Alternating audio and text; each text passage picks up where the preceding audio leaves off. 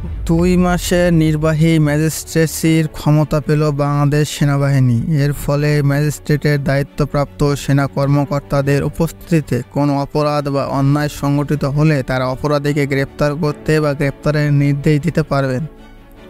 স্ক্রিনে আপনারা পরিষ্কার দেখতে পাচ্ছেন যে গণপ্রজাতন্ত্রী বাংলাদেশ সরকারের জনপ্রশাসন মন্ত্রণালয় থেকে একটি প্রজ্ঞাপন প্রকাশ করেছে যে 17 সেপ্টেম্বর থেকে আগামী 60 দিনের জন্য বাংলাদেশ সেনাবাহিনীকে ম্যাজিস্ট্রেসি দায়িত্ব দেওয়া হয়েছে।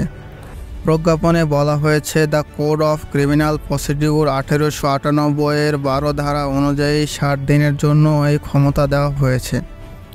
ম্যাজিস্ট্রেসি ক্ষমতা দেওয়ার কারণে এখন থেকে সেনা সদস্যরা তল্লাশি চালানো, জব্দ করা, গ্রেপ্তার করা বা গ্রেপ্তারের আদেশ দিতে পারবেন। আগে এ ধরনের ব্যবস্থা নিতে বেসরকারি প্রশাসনের নির্বাহী ম্যাজিস্ট্রেটের অনুমোদন দরকার হতো, কিন্তু এখন দায়িত্বপ্রাপ্ত সেনা কর্মকর্তারাই নিজেরাই সিদ্ধান্ত নিতে পারবেন বা আদেশ দিতে পারবেন।